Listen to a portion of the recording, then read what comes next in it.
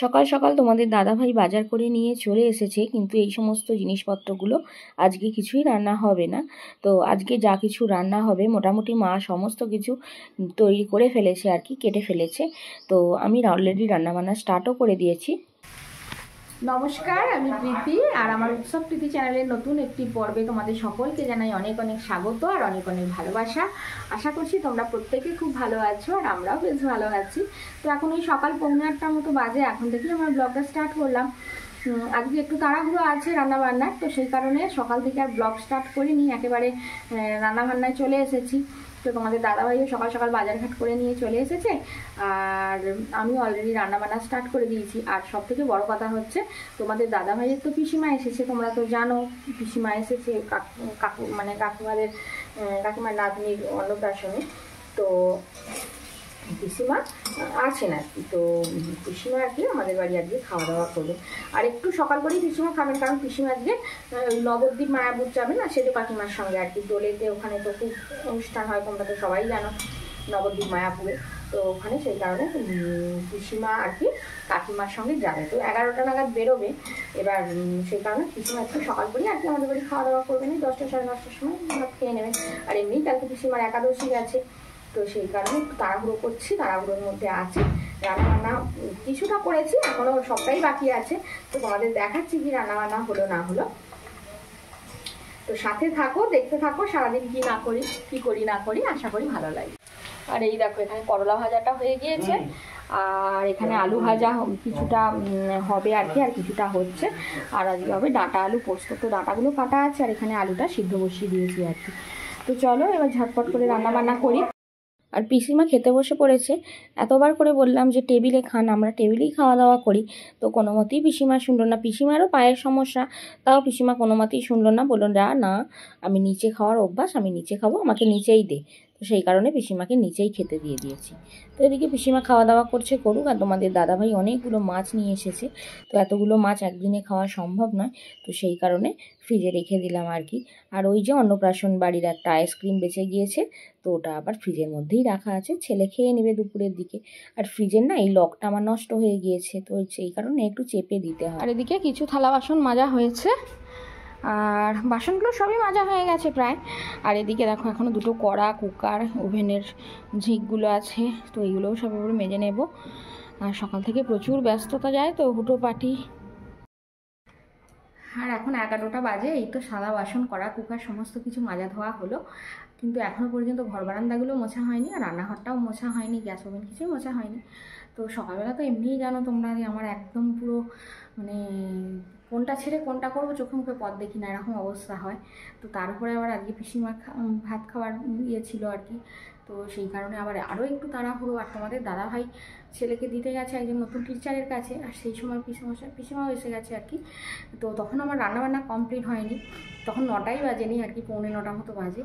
তো তাড়াহুড়ো করে রান্নাবান্না সমস্ত কিছু করে পিসিমাকে আগে ভাত দিয়ে দিলাম, তারপর তোমাদের দাদাভাই আসতে ওকে দিলাম, দিয়ে আবার সব টিফিন গুছিয়ে তারপরে আমি, মা, আমরাও সবাই খেয়ে নিয়েছি। খাওয়া দাওয়া করে তারপরে এই ধোয়া মাজাগুলো করলাম, না হলে না এই ধোয়া মাজা এই সমস্ত একের পর এক কাজ করতেই থাকবো, খাওয়ারই সময় হয় না। তোমাদের দাদাভাই খুব বকাবকি করে, এই জন্য মাঝে মাঝে শরীর খারাপও করে যায়, প্রেসার ফল্ট হয়ে যায় অনেক সময়। তো সেই কারণে আগে খাওয়া দাওয়া করে নিলাম, এবার ধীরে সুস্থে কাজ করব। তো মাজা ধোয়াগুলো হয়ে গেছে, এবার ঘর বারান্দাগুলো মুছে নিয়ে তারপর রান্নাঘর বারান্দাগুলো মানে রান্নাঘর গ্যাস ট্যাসগুলো মুছবো, কারণ এই ঘরগুলো না মুছে নিলে আবার মায়ের পুজো করবার তারা আছে, মা আবার পুজো করবে আর কি 12টার মধ্যে, তো মা স্নান করে পুজোয় বসে যায়। তো তাড়াহুড়ো করে এই ঘরগুলো মুছে নেবো আগে, তারপর রান্নাঘরের দিকে যাবো। ওদিকটা একটু দেরি হলেও অসুবিধা হবে না।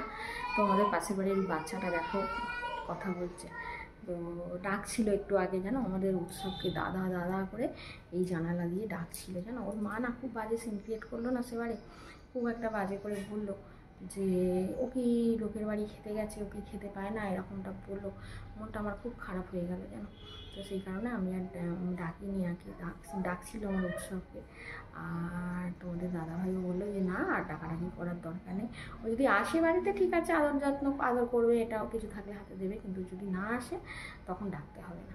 তো চলো আমি আর ডাকিনি, কিন্তু ডাকছিল আমার উৎসবকে দাদা দাদা করে, কিন্তু উৎসব তো নেই, উৎসব করতে গেছে।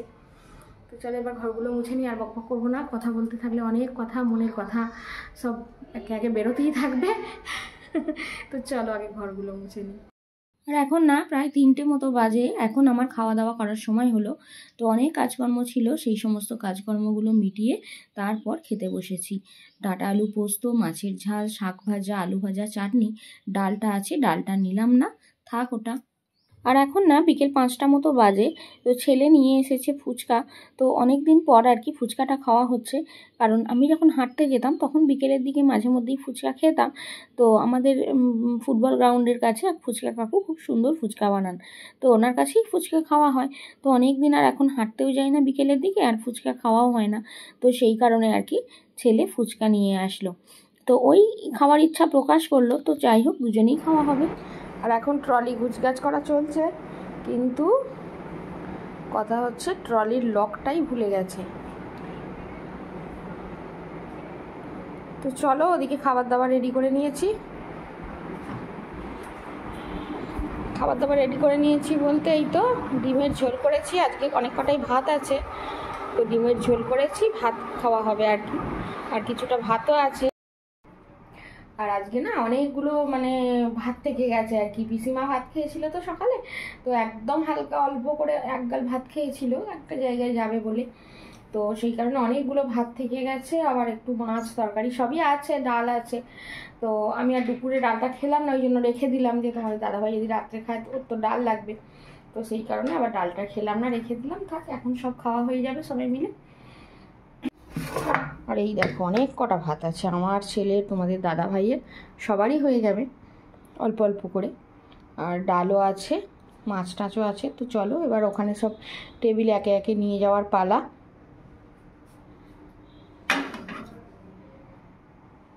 তো যথারীতি তোমাদের দাদাভাই, আমি আর ছেলে 3জনে খেতে বসে পড়েছি। তো সবাই মিলমিশ করে সব রকম মিলিয়ে ঝুলিয়ে দুটো মুড়ি দিয়ে সবাই মিলে খেয়ে নেবো আর কি। আর মায়ের খাওয়া হয়ে গেছে, মা শুয়েও পড়েছেন। ওইগুলো প্যাকেট শুদ্ধ নিলে, ওই এগুলো চুড়িদারগুলো প্যাকেট শুদ্ধ নিলে কেন? ওই তো এটা প্যাকেট শুদ্ধ, প্যাকেট শুদ্ধ থাকবে তো থাক। তো ছেলের আর আমার জামা কাপড়গুলো বার করে দিয়েছি, তো ওগুলো তোমাদের দাদা গোছাচ্ছে। আর ওরগুলো না ছেলের ঘরে ওই যে আলমারিটা আছে, তো আলমারিতেই আর কি তোমাদের দাদা ভাইয়ের সমস্ত সব জামা কাপড় থাকে। তো ওরগুলো এবার ও নিয়ে এসে তারপরে একসঙ্গে সব গোছগাছ করবে। তো বর্মশাই তো নিচে বসে বসে গোছগাছ করছে, আর আমি এখানে একটু খাটে বসে আছি আর কি। তো আমি সমস্ত কিছু বের করে দিয়েছি, তো এবার ও নিজে গোছগাছটা করুক ভালো করে, আর ওর গোছগাছটা না খুব ভালো করে করতে পারে আর কি। তো সেই কারণে প্যাকিংয়ের দায়িত্ব হচ্ছে তোমাদের দাদা ভাইয়ের ওপর আর কি।